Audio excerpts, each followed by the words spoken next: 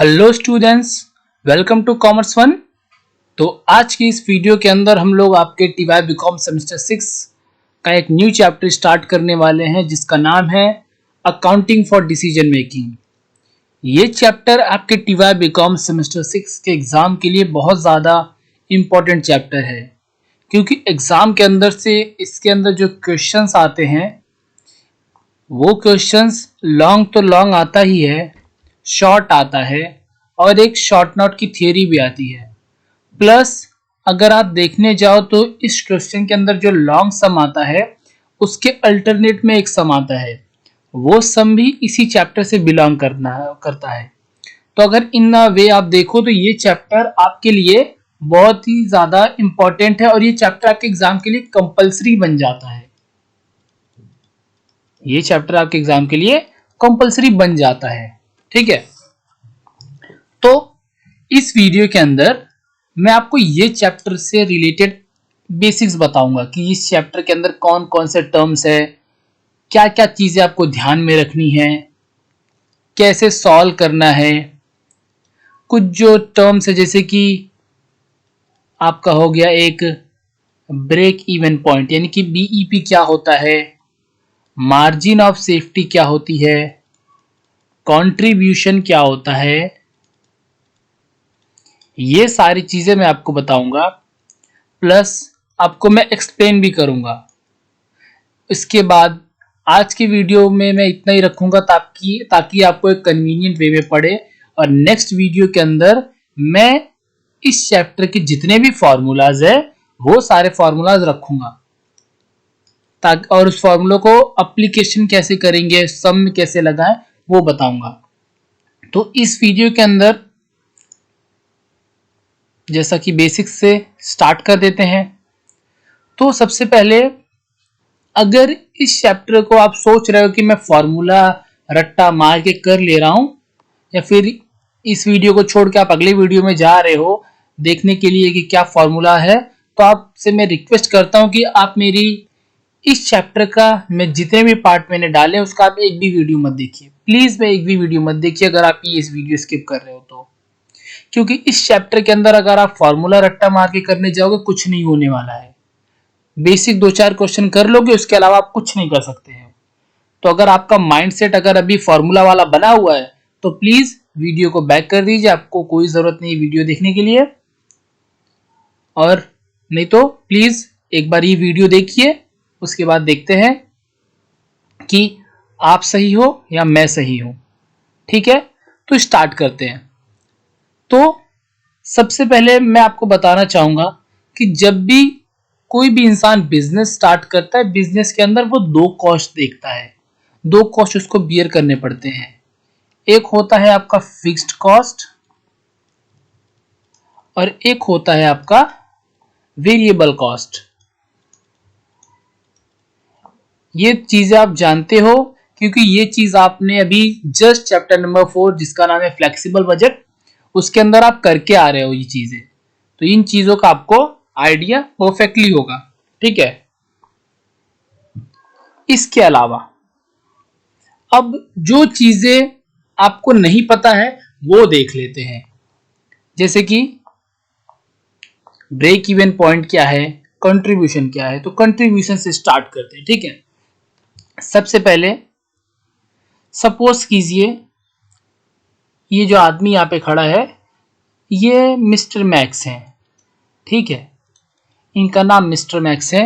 इन्होंने सोची कि ठीक है भाई, अब मार्केट में मैं आऊंगा और एक नया बिजनेस स्टार्ट करूंगा। और बिजनेस क्या स्टार्ट करूंगा, मैं पिज्जा बेचूंगा। मैं क्या करूंगा, मार्केट में आके मैं लोगों को पिज्जा खिलाऊंगा, ठीक है। खुश हो गए भाई मैं पिज्जा बेचूंगा। तो पिज्जा बेचने के लिए उनके पास एक प्रॉपर जगह होनी चाहिए ना, जहां पे वो रेस्टोरेंट बनाएंगे, जहां पे बेचेंगे। तो उन्होंने क्या करा, एक छोटा सा 10 बाय 10 का रूम रेंट पे ले लिया, और उसका रेंट इनको कितना पे करना पड़ रहा है, 15,000 रुपीज इनको इनका हर महीने रेंट पे करना पड़ता है, 15,000 रुपीज, ठीक है। इन्होंने कहा ठीक है भाई, यहाँ हर महीने में 15,000 रेंट पे कर दूंगा। इसके बाद इन्होंने अपनी गाड़ी आगे बढ़ाई, पिज्जा बनाने के लिए इन्होंने अपना सारा काम चालू कर दिया। तो सबसे पहले पिज्जा अगर ये बना रहे हैं तो इनको अपने साइड से कुछ उसके अंदर चीजें ऐड करनी पड़ेगी ना, जिसको हिंदी में हम लोग बोलते हैं लागत। यानी कुछ हमको इनपुट डालना पड़ेगा तभी तो हमें हमारा आउटपुट मिलेगा। तो इन्होंने टोटल इनपुट एक पिज्जा बनाने के अंदर 80 रुपीज डाल दिए। 80 रुपीज इनकी टोटल मतलब कॉस्ट हो गई। इनकी टोटल कितनी हो गई cost, variable cost 80 rupees per pizza. ठीक, अब इन्होंने सोचा कि मैं इसके ऊपर क्या करता हूं, 120 रुपीज प्रॉफिट ऐड करके इस पिज्जा को मैं 200 में मैं सेल कर दूंगा। तो ये 200 क्या हो गई, इनकी सेलिंग प्राइस हो गई, और 80 रुपीज इनकी क्या हो गई, वेरिएबल कॉस्ट हो गई। ये दो चीजें आपको क्लियर हो गया। और ये जो चीज है यहाँ पे 15,000, ये हो गई इनकी फिक्स्ड कॉस्ट। ठीक, अगर आप इसकी डेफिनेशन से देखने जाओगे, अगर आपने अभी तक फ्लेक्सिबल बजट चैप्टर नहीं पढ़ा है, तो फिक्स्ड कॉस्ट वो कॉस्ट होती है जो ओवर द पीरियड सेम रहेगी, वो फ्लक्चुएट नहीं करती है। वो चाहे आप 1 यूनिट बनाओ या कुछ भी नहीं बनाओ या 1000 बना लो, वो फिक्स्ड कॉस्ट आपकी इक्वल ही रहने वाली है। और वेरिएबल कॉस्ट वो कॉस्ट होती है जो पर यूनिट आपकी चेंज होगी। जिसे देखो, मैं यहां पे जैसे मैं अगर 1 यूनिट बना रहा हूं तो मेरी वेरिएबल कॉस्ट हो जाएगी 80, हो गया मेरा 80 रुपीज। अगर मैं 2 यूनिट्स बना रहा हूं तो मेरी वेरिएबल कॉस्ट कितनी हो रही है, 160 हो रही है। अगर मैं 3 यूनिट्स बना रहा हूं तो मेरी वेरिएबल कॉस्ट कितनी होगी, 240 होगी। ठीक, तो वेरिएबल कॉस्ट मेरी ऐसे चेंज होगी। बट उसी जगह पर अगर मैं फिक्स्ड कॉस्ट देखूं तो मैं रेंट अगर मैं एक पिज्जा बना रहा हूं तो भी मैं 15,000 दूंगा, या मैं पिज्जा नहीं बना रहा हूं तो भी मुझे 15,000 रुपए देने पड़ेंगे, तो वो तो सेम ही रह रही है ना। तो ये डिफरेंस आपका वेरिएबल कॉस्ट और फिक्स्ड कॉस्ट के अंदर। अब इसके अंदर हमारी जो बिजनेस है वो प्रॉफिट कब अर्न करेगी या लॉस कब अर्न करेगी, वो फाइंड करने के लिए हम लोग एक कॉन्सेप्ट हमारा ब्रेक इवन पॉइंट का। ठीक, ब्रेक इवन पॉइंट आपका वो पॉइंट होता है, ये मैं रब कर देता हूं बिकॉज मेरे को ऐसा लगता है स्पेस की थोड़ी कमी पड़ेगी। तो वैसे भी ये इतना कुछ इंपॉर्टेंट नहीं है, एक सेकंड में इसको ठीक है। तो कहां थे हम लोग, ब्रेक इवन पॉइंट क्या है, ब्रेक इवन पॉइंट। तो ब्रेक इवन पॉइंट बिजनेस का वो पॉइंट है जिस जगह पर आकर ना तो वो प्रॉफिट पे रहते हैं ना तो वो लॉस पे रहते हैं।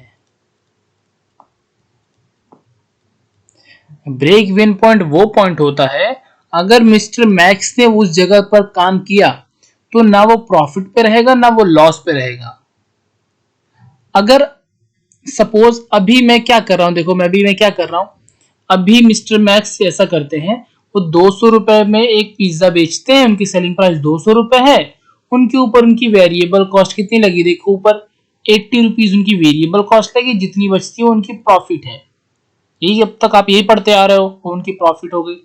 तो क्या मिस्टर मैक्स अभी तक प्रॉफिट जनरेट कर रहे हैं अपने बिजनेस में, ऐसा कहना सही होगा? क्योंकि मुझे तो लगता है अभी तक वो प्रॉफिट नहीं जनरेट कर रहे हैं। क्योंकि अगर जो पिज्जा बनाने के अंदर उनकी वेरिएबल कॉस्ट 80 रुपीज लगी है, उसी पिज्जा के अंदर तो उनको फिक्स्ड कॉस्ट भी अपनी कवर करनी है। तो जब तक उनकी फिक्स्ड कॉस्ट नहीं कवर हो जाती, वो प्रॉफिट कहां से जनरेट करेंगे, नहीं कर पाएंगे ना। देखो, अगर मैं मिस्टर मैक्स अपना बना रहे हैं, सपोज कीजिए, रुको मैं रूलर से बनाता हूं।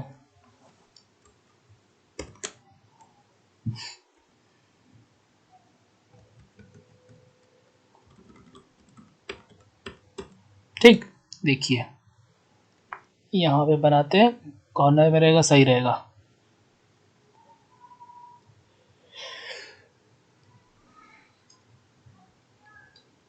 देखिए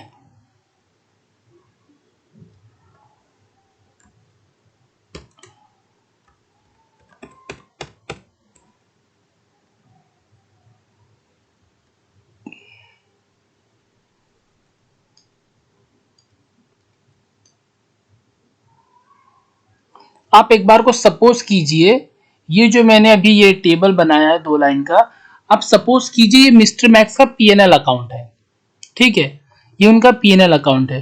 तो पीएनएल अकाउंट में जब भी हम लोग कोई चीज हमारी इनकम होती है हम लोग क्रेडिट साइड लिखते हैं, यानी इस तरफ लिखते हैं, और जो भी हमारी एक्सपेंडिचर होती है वो हम लोग इस तरफ लिखते हैं, है ना। तो मिस्टर मैक्स ने अभी क्या किया, उन्होंने सपोज कीजिए बस एक पिज्जा बेचा, उन्होंने एक पिज्जा बेचा, तो एक पिज्जा की उनकी प्राइस क्या है, 200 रुपीज है, मैं 200 रुपीज यहां लिख देता हूं, हो गया। अब इस साइड वो अपनी एक्सपेंडिचर लिखेंगे, तो उनकी एक्सपेंडिचर क्या है, सबसे पहले तो उन्होंने जो वेरिएबल कॉस्ट अपना लगाया वो उनकी एक्सपेंडिचर है, तो यहाँ पे मैं लिख देता हूँ वेरिएबल कॉस्ट एक्सपेंडिचर। उसके अलावा उन्होंने एक और एक्सपेंडिचर लगाया है, जो उनका रेंट है 15,000 रुपीज, वो भी तो पे कर रहे हैं, तो वो भी तो लिखना पड़ेगा। तो अगर इस सेंस में देखा जाए तो 15,080 यहाँ पे आया और 200 यहाँ पर आया, तो आपको लग रहा है यहाँ पे क्या आंसर आ जाएगा, बोलो। 15,080 में से जब हम लोग 200 माइनस करेंगे तो आपका आ जाएगा 14,880 आ रहा है, और ये तो अपना नेट लॉस आया, नेट प्रॉफिट कहां पे आया। तो हम लोग ऐसा थोड़ी ना कर सकते कि जो हमारे मिस्टर मैक्स है वो प्रॉफिट जनरेट करे, वो तो अभी भी बेचारा 14,880 का लॉस जनरेट कर रहा है। तो इसी चीज को पता करने के लिए कि बिजनेस हमारा कब प्रॉफिट जनरेट करेगा, उसी चीज के डिसीजन के लिए एक हमारा जो पॉइंट है बीपी, यानी ब्रेक इवन पॉइंट, जहां पे ना बिजनेस प्रॉफिट अर्न करेगा ना लॉस अर्न करेगा। तो बीपी की फॉर्मूला क्या होती है, सो बीपी की अपनी फॉर्मूला होती है, रुको मैं पेन चेंज करता हूं,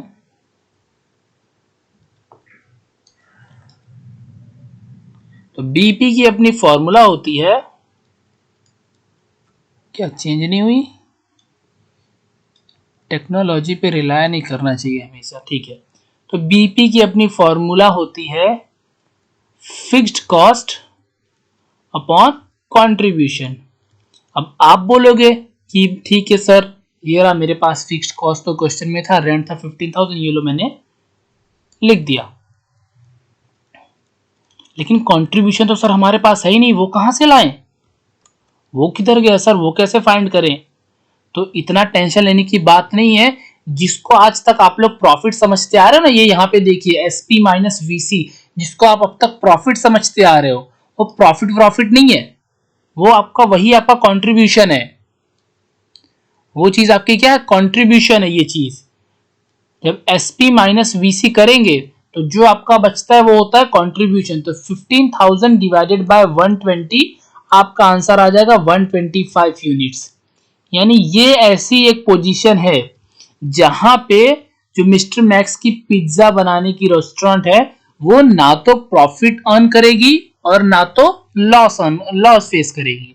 यानी कि अगर इसके एक यूनिट भी वो ऊपर बना देते हैं तो वो प्रॉफिट जनरेट करना स्टार्ट कर देंगे, या इससे एक यूनिट वो कम बना रहे हैं तो वो लॉस जनरेट करना स्टार्ट करेंगे।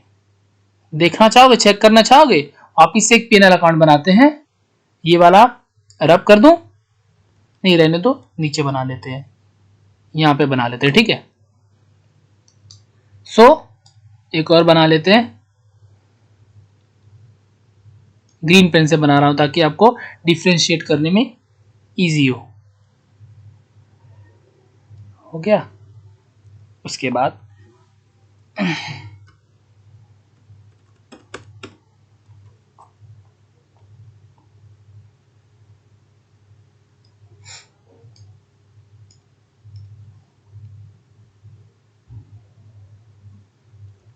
ठीक हो गया। अब हमारे ब्रेक इवन पॉइंट कितनी है, देखिए ये रही 125 यूनिट्स हमारी जो है ब्रेक इवन पॉइंट आई। तो सेम जैसे अब तक हम लोगों ने ऊपर किया वही करेंगे, हमारी जो सेल्स हो रही थी उसको हम क्रेडिट साइड पे लिखते हैं।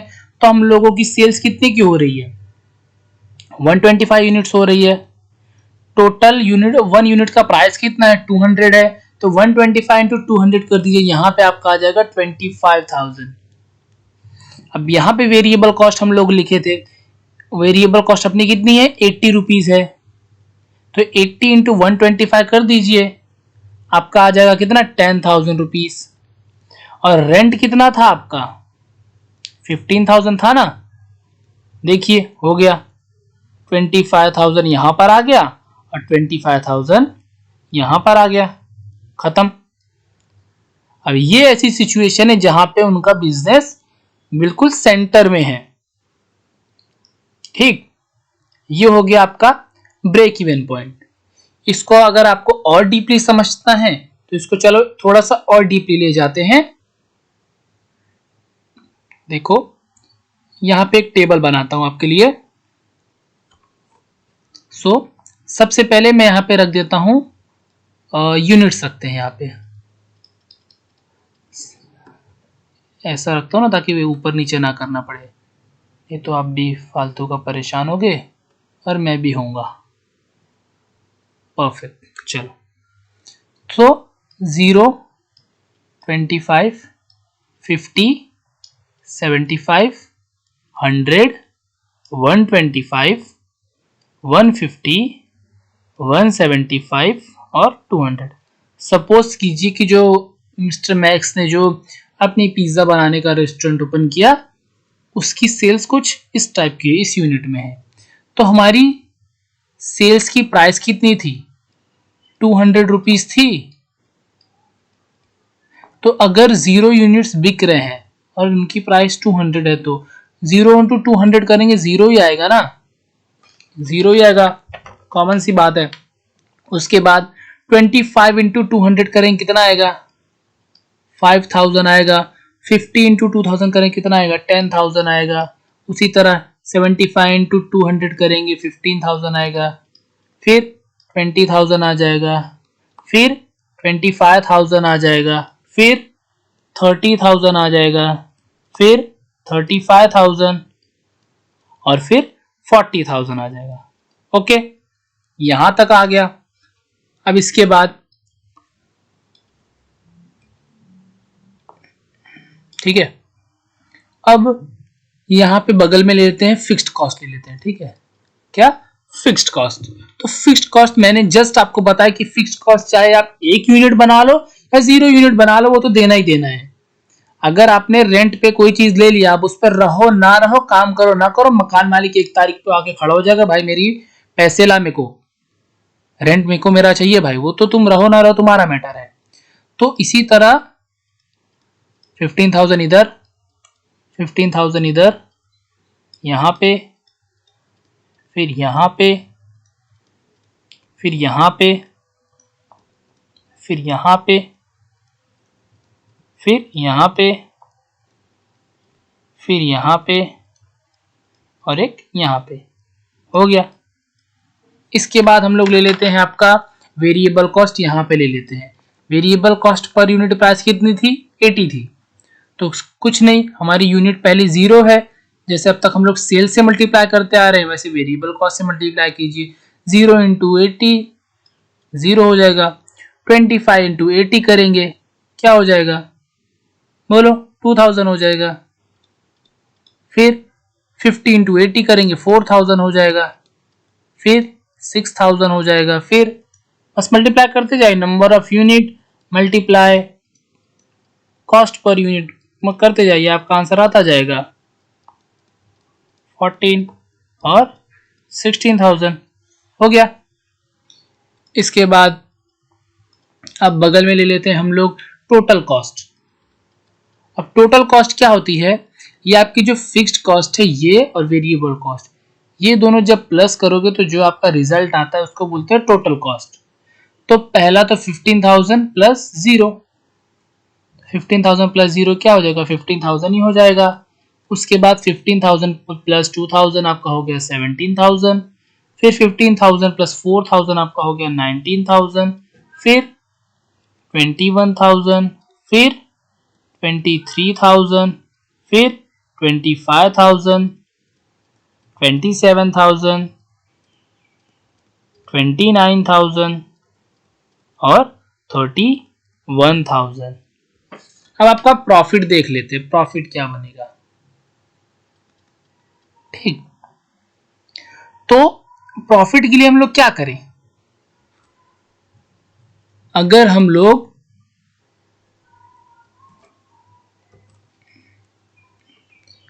वेरिएबल कॉस्ट में प्लस करते हैं फिक्स्ड कॉस्ट, तो बनती है अपनी टोटल कॉस्ट। उसी के अंदर अगर हम लोग प्रॉफिट ऐड करते हैं तो बन जाती है सेल्स। तो अगर हम लोग सेल्स में से टोटल कॉस्ट माइनस कर दे तो जो रिजल्ट आएगा वो अपना क्या आएगा, प्रॉफिट आएगा ना। सिंपल सी बात है। तो सबसे पहले 0 में से 15,000 माइनस करेंगे तो क्या आएगा, -15,000 आ जाएगा पहला। उसके बाद 5,000 -17,000 क्या आ जाएगा, सॉरी हाँ सही है, 5,000 -17,000 -12,000 माइनस कर दी जाए, सेल्स में से माइनस कीजिए, फिर -9,000, फिर 15,000 -21,000 -6,000, फिर 20,000 -23,000 -3,000, उसके बाद 25,000 -25,000 0 0 0 0। अब देखो यहाँ पे यूनिट कितना है, 125 यूनिट है, और ऊपर हम लोगों ने बीपी में कितना यूनिट निकाला था, याद है कुछ, ये देखो ये रहा 125 यूनिट निकाली थी ना, ये रही, ये रही, ये देखो ये रही, है ना। वही चीज यहां पे भी आई। अब 30,000 -27,000,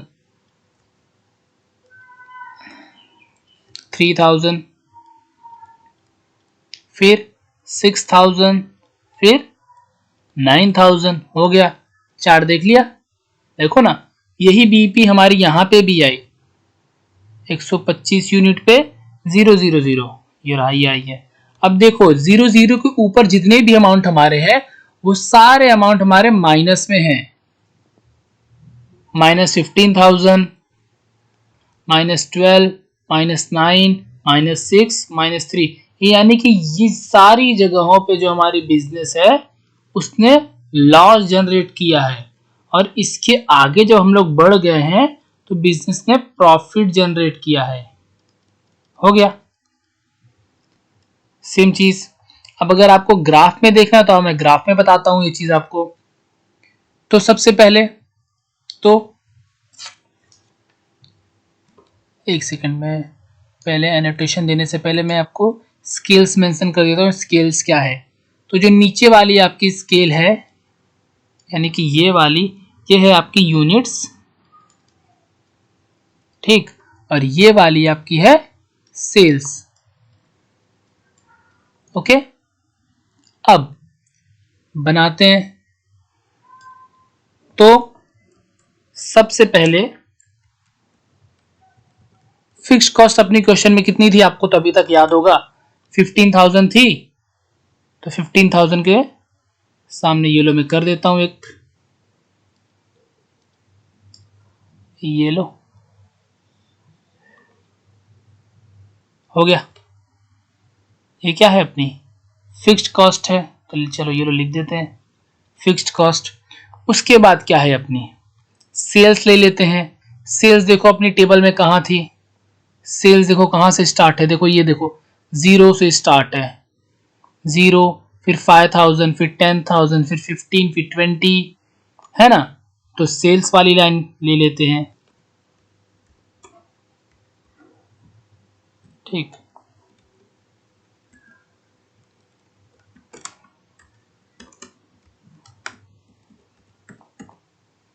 आ गया, ठीक है। इसको ब्लू से करते हैं, एक सेकेंड, किधर गया, ये रहा, किधर गई, ये रही अपनी सेल्स वाली लाइन, ओके। तो सेल्स वाली लाइन पे जब हम लोग, ये देखो ये आ गया सेल्स अपना, ठीक है, सेल्स भी आ गया। उसके बाद अब टोटल कॉस्ट वाली लाइन देख लेते हैं एक बार, किधर गई टोटल कॉस्ट, देखिए ये रही टोटल कॉस्ट वाली line, fixed cost plus variable cost is equal to total cost. 0 unit पे वो 15,000 से स्टार्ट हो रहा है ना। उसके बाद 25 पे आपका 17,000, फिर 19,000 ऐसे इंक्रीज हो रहा है, तो ठीक है ये भी कर लेते हैं,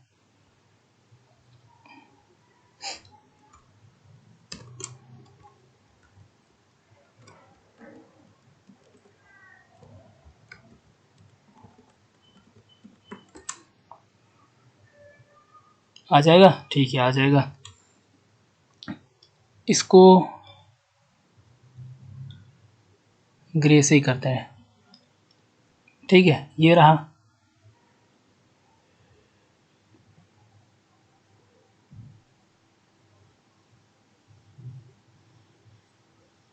ठीक हो गया। ये देखिए अभी बीच में आप ये जो पॉइंट देखिए, ये वाला पॉइंट, रुको मैं हाईलाइट करता हूं, ये वाला पॉइंट देखिए जहां पे ये कट रहा है, ये वाला पॉइंट देखिए। इस पॉइंट के नीचे देखो क्या है, रुको दिखाता हूं क्या है, तब आप समझोगे कि ब्रेक इवन पॉइंट किसे बोलते हैं।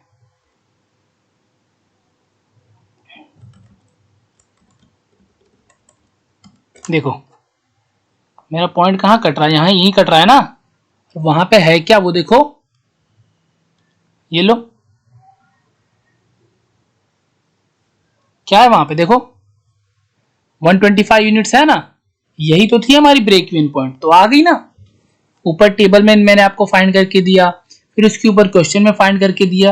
अब ये हो गई हमारी ब्रेक इवन पॉइंट, और इसके ऊपर ये जो इतना सारा एरिया बचा है ना, जितना भी एरिया हमारे पास पूरा बचा है, वही एरिया तो हमारा हो गया प्रॉफिट, यानी ये सारे एरिया में हम लोगों ने प्रॉफिट जनरेट किया, ये सारा एरिया अपना प्रॉफिट है।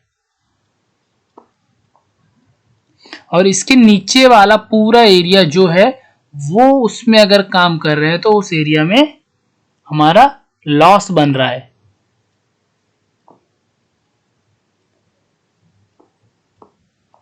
हो गया है ना। अब ये जो प्रॉफिट वाला एरिया है ना, यानी बीईपी से ऊपर हम लोग जितना भी काम कर रहे हैं ना, उसको पता है हम लोग क्या बोलते हैं, उसको हम लोग बोलते हैं margin of safety.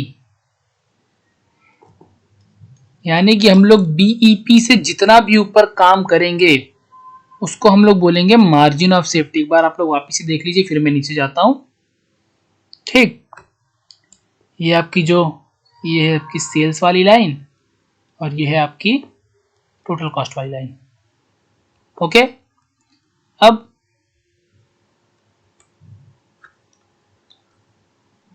BEP, margin of safety, इन सब के बीच में मैं आपको रिलेशन बताता हूं, ठीक है ना। तो सबसे पहला रिलेशन, तो अगर बीईपी से हम लोग जितना भी आगे काम करेंगे उसको हम लोग क्या बोलेंगे, बीईपी से जितना भी आगे काम करेंगे उसको हम लोग बोलेंगे मार्जिन ऑफ सेफ्टी। तो अगर हम लोग उसको और उसको ऐड कर दें, वो दोनों ऐड करके तो अपना टोटल सेल्स नहीं बन सकता, क्योंकि बीईपी भी तो अपनी एक तरह की सेल्स ही है, बस वो ये सेल्स है कि उस पॉइंट पे बिजनेस ना प्रॉफिट ना जनरेट कर रहा है ना लॉस जनरेट कर रहा है।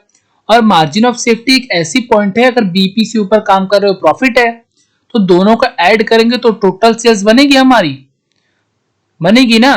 तो मार्जिन ऑफ सेफ्टी अगर हम लोग को फाइंड करना है तो हम लोग ऐसा भी तो कर सकते हैं ना, मार्जिन ऑफ सेफ्टी में से अगर हम लोग मार्जिन ऑफ सेफ्टी फाइंड करने के लिए सेल्स में से अगर हम लोग बीईपी माइनस कर दे तो भी तो हमारी मार्जिन ऑफ सेफ्टी आ जाएगी। या बीईपी फाइंड करने के लिए हम लोग सेल्स में से एमओएस माइनस कर दे, मार्जिन ऑफ सेफ्टी माइनस कर दे, तो भी तो आ गई। देखो जैसे यहां पे अपने अगर हम लोग को मार्जिन ऑफ सेफ्टी पता करनी है, देखो सब यहां पे देखो 125 यूनिट्स अपना ब्रेक इवन पॉइंट है। रुको चार्ट में जाते हैं, वहां पे आपको इजीली समझ आए, एक सेकेंड चार्ट में जाते हैं। देखिए सबसे पहला क्या है आपका 125 यूनिट्स पे आपका ब्रेक इवन पॉइंट था, उसके आगे जो 3000 6000 9000 ये है ना, ये आपकी प्रॉफिट है। मार्जिन ऑफ सेफ्टी देखिए ये रही सेल्स अपनी 30,000 35,000 40,000, यही तो आपकी मार्जिन ऑफ सेफ्टी है। चाहे तो आप कैलकुलेट कर लीजिए, देखो हमारी बीपी बीपी हमारी कितनी थी 125 यूनिट्स थी, है ना। ब्रेक इवन पॉइंट अपनी है 125 यूनिट्स। हम लोग सपोज मैंने लास्ट फिगर वहां पे ली है 200 यूनिट्स का, सेल्स अपनी हो गई 200 यूनिट्स। अब जब इन दोनों को माइनस करोगे, माइनस डिफरेंस इन दोनों निकालो। अब डिफरेंस निकालने बोल रहा हूँ, कुछ होशियार माइनस में लिख के मत बैठ जाना, मैंने माइनस करने नहीं बोल रहा हूँ, डिफरेंस निकालो। तो जब डिफरेंस निकालने बोलते हैं तो प्लस माइनस अकाउंट में नहीं लेते हैं। तो 200 में से 125 माइनस करो, 125 में से 200 माइनस करो, वहां पे 75 यूनिट्स आ जाएगा। यही है अपनी मार्जिन ऑफ सेफ्टी। अब अगर यही यूनिट्स में, अगर रुपीज में निकालना है तो इसको 75 इंटू आप जितने भी रुपीज में सेल कर रहे हो, हम लोगों 200 में सेल कर रहे हो तो इंटू 200 कर दीजिए, आपकी आ जाएगी 15,000 margin of safety in rupees. देखो दिखाता हूं आपको, ठीक।